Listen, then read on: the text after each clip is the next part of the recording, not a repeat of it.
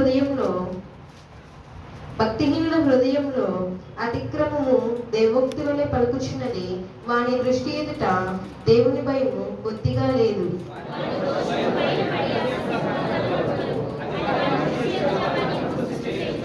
వాని నోటి మాటలు పాపమునకును కపటమునకును ఆస్పదములు.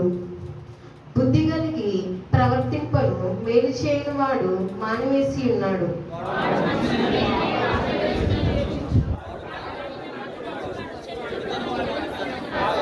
యెహోవా, నీ కృప ఆకాశమును అంటుచున్నది, నీ సత్య సమ్మత్వము అంతరిక్షమును అంటుచున్నది.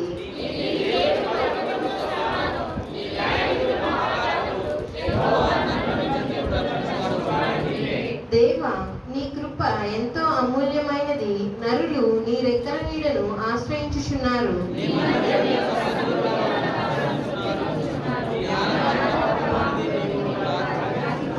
నీ యొద్ద జీవపు ఊట కలదు. నీ వెలుగును పొందియే మేము వెలుగు చూచుచున్నాము.